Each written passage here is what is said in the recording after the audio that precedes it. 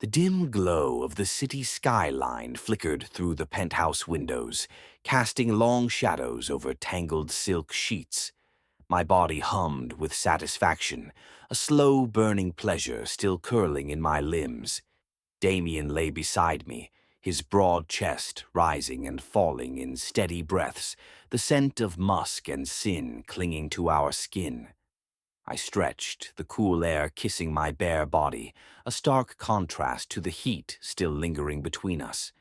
The memory of our last few hours together replayed in my mind, his hands gripping my hips, his mouth devouring every inch of me, the way he made me feel something I hadn't felt in years. Alive. "You should get some rest," Damien murmured, voice thick with sleep as he turned onto his side, fingers grazing my hip. I smirked, running a finger down his chest. "And miss out on moments like this? Never." His lips curled into a lazy grin. "You really are insatiable, aren't you?"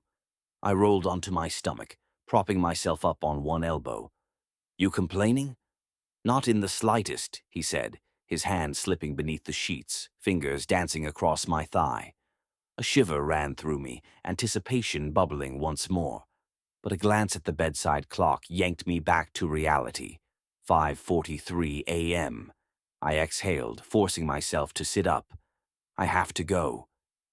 Damien let out a low chuckle, trailing lazy fingers up my spine.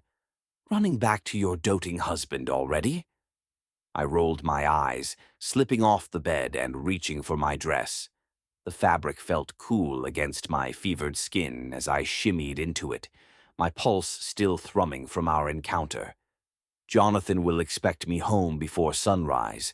I need to shower, change, and look the part." Damien sat up, watching me with that infuriating smirk. "You're really going to stand next to him tonight, smile for the cameras, let him hold your hand, after everything you did with me?" I turned, meeting his gaze head on. "Of course." "Cold," he mused, lighting a cigarette, the orange ember glowing in the dark. "And yet, that's exactly why I can't get enough of you." I grabbed my heels, stepping into them effortlessly. "Jonathan serves his purpose," I said smoothly. "You serve yours." Damien exhaled smoke, eyes burning with something unreadable. "And what purpose is that?" I walked over, pressing a lingering kiss to his lips. "To remind me what it feels like to be wanted." His fingers tightened around my wrist, his voice dropping to a whisper. "You love this game, don't you?" I pulled away, a slow smile tugging at my lips. "More than anything." Without another word, I grabbed my purse and walked out, the echo of my heels filling the silent hotel hallway. The moment the elevator doors closed behind me, I exhaled, smoothing out my hair, already slipping back into character. By the time I reached the lobby, I was no longer the woman tangled in Damien's sheets. I was Mrs. Olivia Carter, the devoted, elegant wife preparing to celebrate another year of marriage with the man who had no idea who I truly was. Tonight I would play my role to perfection, but something in Damien's parting look lingered in my mind, a warning, a challenge, or perhaps a promise. Either way, I knew this wasn't over. The grand ballroom gleamed under the soft glow of chandeliers, their crystals refracting light in delicate patterns across the polished marble floor.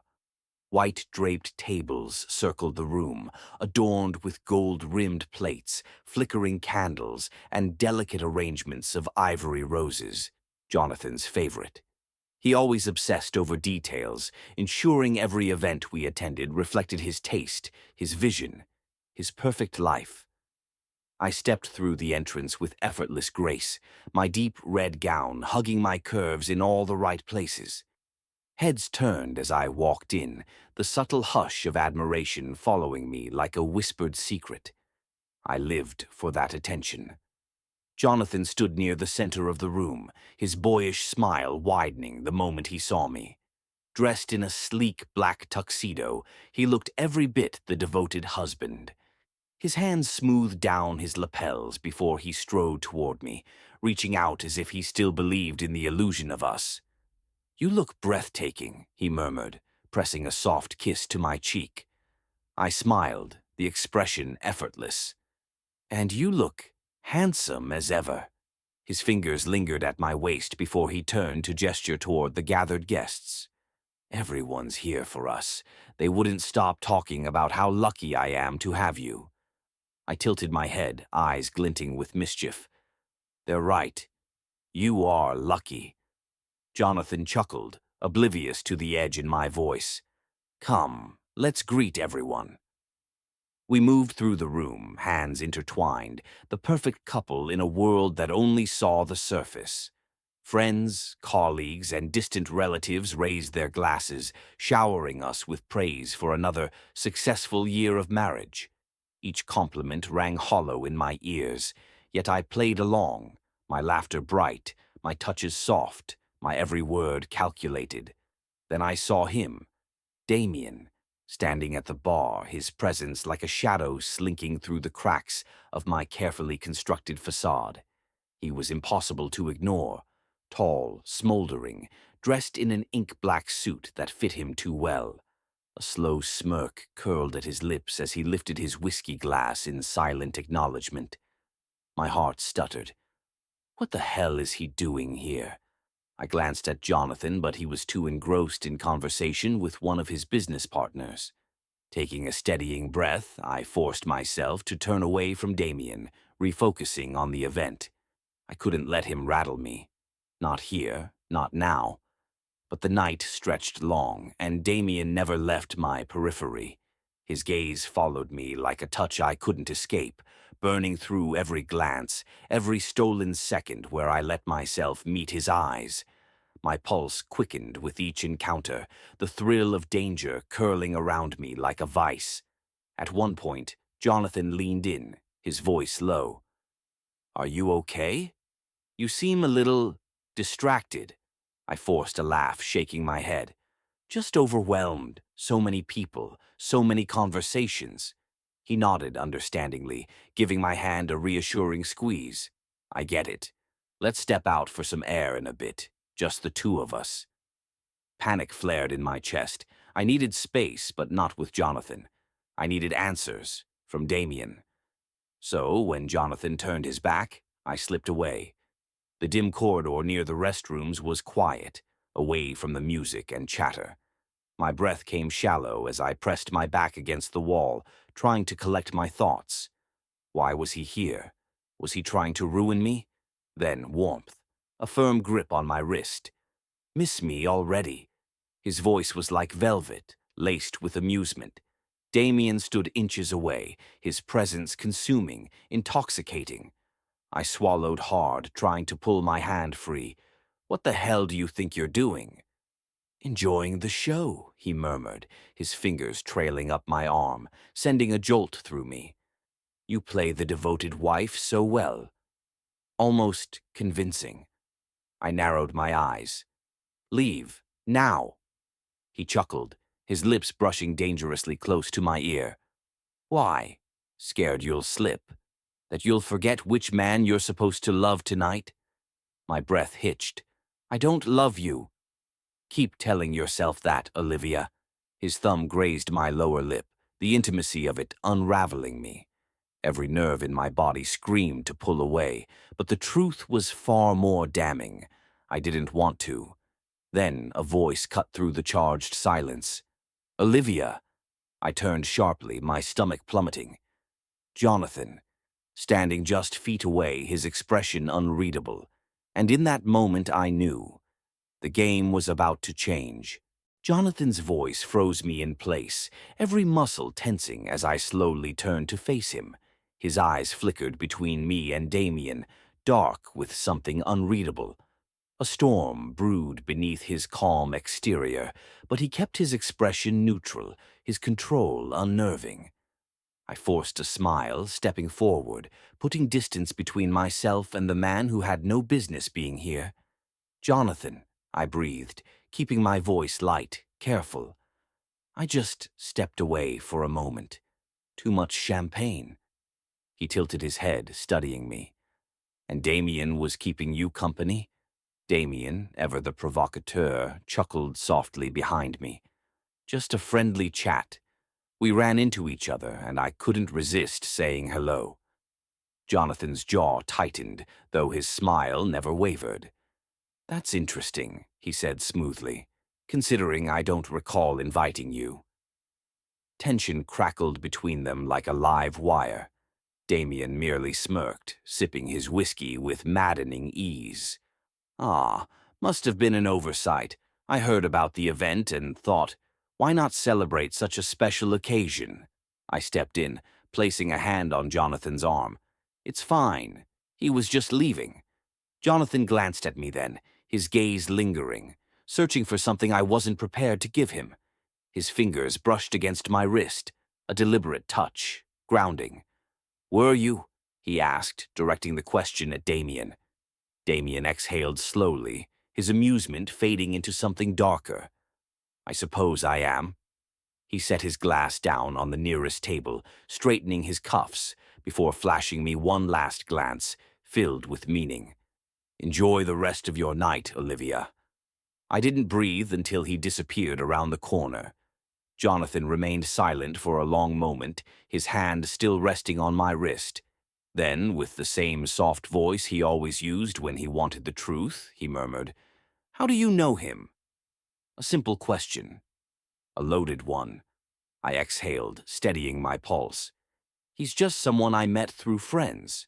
We talked once or twice, that's all. He nodded, but his eyes remained on mine, weighing my words, sifting through them like he could see every hidden meaning behind them. Do you want to go home? That surprised me. Already. I think I've had enough of tonight, he admitted, and I'd like to have you to myself. The words should have sent guilt crawling up my spine. Instead, they left me unsettled, something off-kilter in the way he spoke them. I nodded, letting him lead me out of the ballroom. The cool night air hit my skin as we stepped outside, his car waiting at the curb.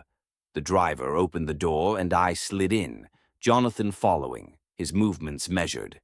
As soon as the door shut, sealing us in, the silence thickened. He reached forward, adjusting the temperature, a habit of his. Always in control, always composed. Then, finally, he turned toward me. I know. My breath hitched. Know what? He smiled, but it wasn't warm. It was knowing, cold, that you're lying to me. The air in my lungs turned heavy. I parted my lips, but no words came. His fingers traced the edge of his cuff, casual. I saw the way he looked at you, the way you reacted.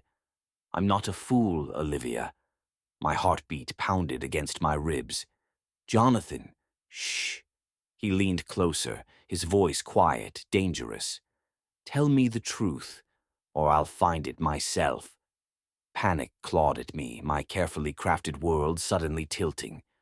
Jonathan had never spoken like this before, never looked at me like he did now. And for the first time since this game began, I felt something I never had before. Fear. The car ride stretched in unbearable silence, each second tightening around me like a noose. Jonathan's eyes remained forward, his expression unreadable, but the weight of his words still pressed against my skin. Tell me the truth, or I'll find it myself. I clenched my fists, my mind racing. Confess? Lie? Deny until the end? Number. He knew. He wasn't guessing. He knew.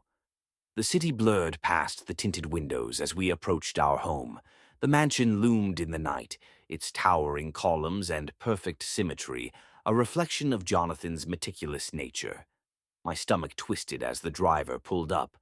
He stepped out first, extending his hand to me like always. But this time, when my fingers met his, I felt the chill beneath his warmth. We entered the house, and the heavy door clicked shut behind us. The quiet stretched unbearably, the distant ticking of the grandfather clock filling the void between us. He removed his jacket, unbuttoned his cuffs with deliberate slowness, then turned to face me. Say it, he murmured. I swallowed hard. Say what? His gaze darkened, cutting through every last shred of my pretense, that you've been unfaithful. A tremor ran through me, but I forced my chin up. And if I don't, he exhaled, almost disappointed, then I'll show you.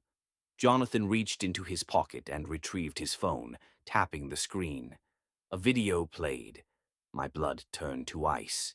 Damien, Mr. Last Night, tangled in sheets, limbs wrapped in sinful pleasure, every moan, every whisper, every betrayal captured in damning clarity. I staggered back. Where? How? You think I wouldn't check? His voice remained calm, but beneath it, something lethal simmered. You think I didn't notice the way you drifted from me, the way your eyes wandered, that I wouldn't protect what's mine? I opened my mouth, but no excuse would save me. The truth sat between us, ugly and undeniable. Jonathan took a step closer. Did you love him? The question gutted me, not because of its weight, but because I didn't know the answer. His laugh was soft, bitter. It doesn't matter. He pulled another phone from his pocket. Mine. My stomach dropped. When had he taken it?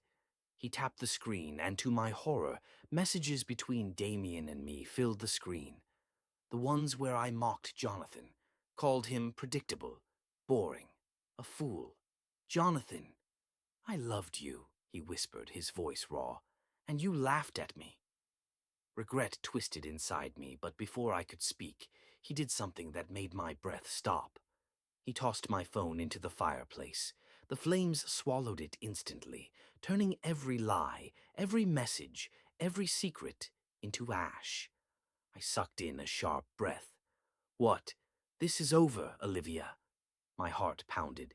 You're leaving me. He smiled then, a cruel, knowing smile. No, darling. He stepped closer, voice dropping to something chilling. I'm leaving you with nothing. The realization slammed into me as he pulled out another document. Divorce papers, number A, legal transfer, bank accounts, assets. My name erased. He had planned this. I had spent years playing a game, believing I held the power. But Jonathan had been playing a longer, deadlier one. Tears burned my eyes. You wouldn't. His lips brushed my forehead in the softest kiss. You already did. And with that he turned and walked away, leaving me standing in the ruins of my own making.